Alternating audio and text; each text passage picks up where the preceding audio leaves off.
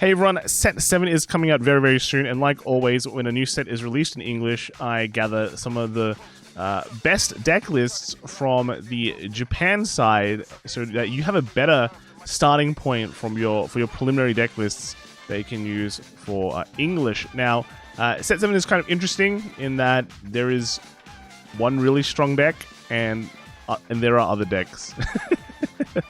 But the release date for set 7 was interesting in Japan in that it released at a time where there were a lot of singles tournaments and ones that didn't have like things like diversity cut.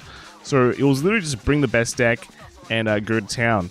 And those tournaments like the WGP World Championships and the first singles WGP, which is just Bav City. Bav Saga is pretty much the best deck that you will that is coming out of this set, and you're pretty much seeing is here. This is the one that came first at the WGP. I think it's like Nagoya or something. Yeah, Nagoya number 1. And luckily for you, most of these Bav Saga lists are pretty similar. And yeah, you just build something like this. The flex slots are literally like how many of Devastea do you want to run? How many of the Mace do you want to run? And then do you run a Fire Regulus or what kind of Regulus speed? Like, this deck is just so streamlined and so powerful that, yeah, there's not many flex choices.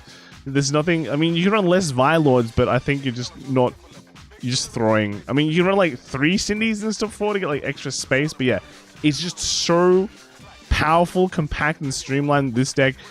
If you're not taking this deck to Worlds, you're bringing Elita Gleamer. And then if you're not bringing Elita Gleamer, you're kind of throwing maybe.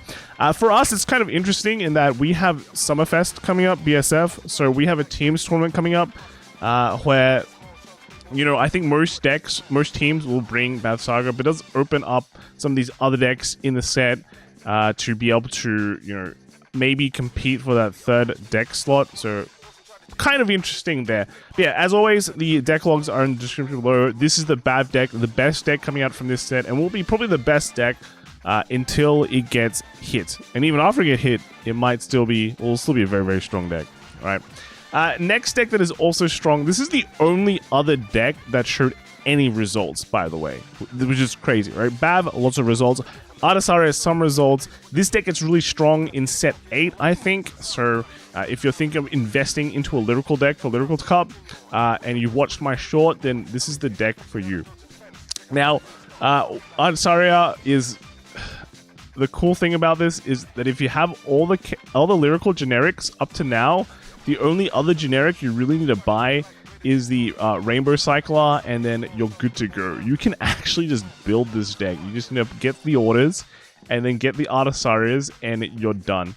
This deck is very, very scary in that, well, this came like top 16 in Niigata, but there was like one other result in one of the other WGPs. Yeah, this deck is very scary, like, for now, in that, not because of the lock, but because you can generate a decent kind of, you can rush, bounce your field, and then when you keep on like Yuikaing your Rainbow Shield, you get extra shield every turn, so you're like okay tanky. And then when your set 8 comes out, then you get the new grade 2, and then you can play around with that, so you have even better rush, and then you can bounce that to get even better tank. So yeah, like you get so much value from the new grade 2 later on. It's really good, but right now it's still very good. Just yeah, it's like a lot of those generics are just better than the ones that Antsaria has. It's like Antsaria technically has a Eureka, but this one stays on the board and keeps on being used every turn. You don't really have soul issues. You have the Velifer, which soul charges. You have one that does something similar in that it draws a card, but this one you can play at grade 2 and then like immediately get the draw, which is a huge benefit. But yeah, Antsaria, surprisingly tanky, gets even better later on. In set 8, and is the only deck to show some result. But yeah, for us, we have the Lyrical Cup, and then we also have teams, so like, third deck in the team could be like the Antsaria, for example. If you're bringing super meta stuff like Bav Saga and Elita Gleamer, third Antsaria, yeah, could be that one. Now moving on to what I think is like the third best deck from this set, and one that I enjoyed a lot, and that is Sapphira Gira. If you run the Dragon Empire side, you can see this comes with the rainbow. I don't know. It looks funny. That's why I put this one in. But yeah, Sapphira Gira is surprisingly strong, and the new Griffer Sapphira Seed, right, solves the old issue of the where you don't get grades, so you just have 3 turns of doing nothing. This new seed, I guess, allows you to rush because you're getting grades, so you can place down cards and then build up your markers earlier on, but just able to commit cards to the board, so you're able to just bash your opponent, and then once you get to your grade 10, I was about to say your grade 3, when you get to your the Sapphira Gira turn, then you can just plop down a bunch of cards. They gain a bunch of power from the Dragon Tree markers. Your Vanguard column gets massive. You get like 5 attacks because you're playing Dragon Empire with Esmeraldas.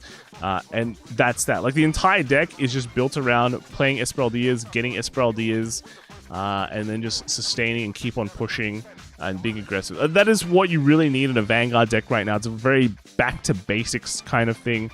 Rush, pressure, and then just keep on going. New format, that's how it is. And yeah, that's pretty much. It's just very consistent, very solid, surprisingly tanky. You get triple drive. Yeah, it's all there. It's all there. So I personally like this a lot. I think it's a perfect third deck if you don't really want to stress. If you don't want to, you don't have a lot of time to commit into learning. Maybe something more advanced. Then this will just basically do easiest 5 attacks of the game. Makes power, makes cards. Yeah, you're done. So I personally think this is probably the third best deck from the set because like the first, especially the first deck, the Bad Saga, is just so powerful that this kind of disappeared into locals land. There was actually no results for this, no official results for this deck. So this is like a local. It's like a local result, right? But most of the build is just there, right? You just need Esmeraldas, the multi-attack, and then you kind of just change up the ratios for, Alperu and then for your Retsuji to kind of get back your Esmeraldas. And that's like kind of where the flex is, right? Okay, so that's pretty much it. And then the other deck that I think is pretty good is Hound Riser. Not because it's like super, super strong, right? Super top tier. I think it's a really great deck for players to get into the game. Most of the deck can just be bought from this set, and I think a lot of people will be not like the Hound Riser stuff is just generally gonna be secondary things. The only hard part you're gonna get is the Sergons, which is disappointing. But hey, Sergon has like a lot of value in a lot of Keta decks. So if you get Sergons, you're set, right? You're set. Why is this deck so easy? It gets big power. It gets big power. It can be very aggressive early on, which is really what you want to do with your Vanguard decks right now.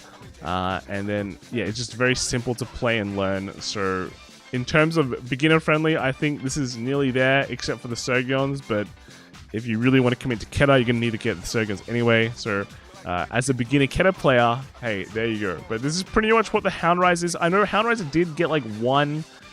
There was like one top for Hound Riser in set 8 format where it got like one card that they include in the deck.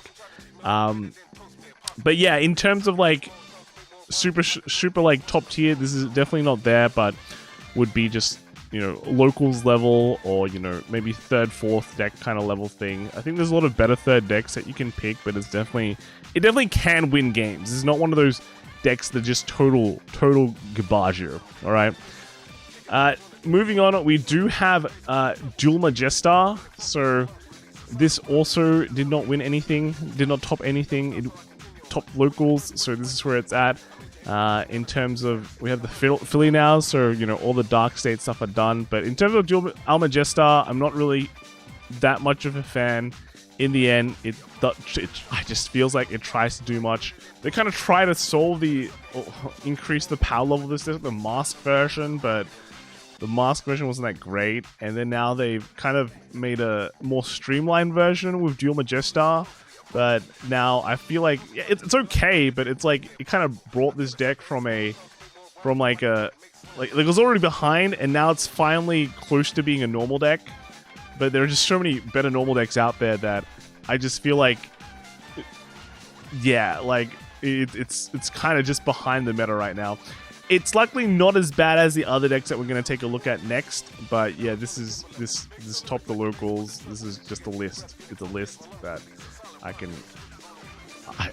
personally not too interested in. But the last two are Vayer. So Vayer is the one where you can run a bunch of these eagles. It had hardly any results at all. Okay, it's in desperate need for way more support that it doesn't get in set 8. So I don't know what to say. I feel like Vayer is pretty budget because no one wants it. Actually, it might not be budget because apparently you don't get that many eagles. We'll have to see if that changes in English. But yeah, it's not too amazing. It really showed no results. It had like a couple of locals results, and that's it. And then the last deck of the set was Argo Siren, and again, hardly any results. I just feel like if you're a new ride line in this day and age, it can't be complicated. It can't have too many moving parts. Argo Siren does. This top the locals, right? But there were hardly any locals for Argo Siren top. You need to be Hound Riser. Hound Riser had like way more locals tops, way more streamlined, way more straightforward. It's a deck about dogs. Okay, you put in dogs. You know, dogs boost you, make power, make big columns, make multi-attack. Yeah, Argo Siren, it's got a bunch of different things. Not easy to build. This guy's running Inlet Pulse. I'm sure everyone's like, oh, Inlet Pulse, are we still playing that in 2025? Yes, we are. But yeah, it's a lot of moving parts. This did topple locals as well. Personally, I'm not a fan. In this set, I feel like the best deck is just Bav, right? But everything, all the prices is super high. Antsaria is very cool, and then Sapphira Gira, my personal favorite. This does kind of die off in set 8, but if you're playing BSF now, probably a perfect pick. And then just give your friends the Hound Riser deck, right? Give your new friends, here's some Hound Risers. You can borrow my Ceruleans. You're playing Vanguard. Let's go to BSF. That's my picks for the format. Anyway, that's it for me. Quick video. Let me know what you guys think. Let me know what you guys think in the comments below. I'll see you all next time, all right? See ya, Worlds.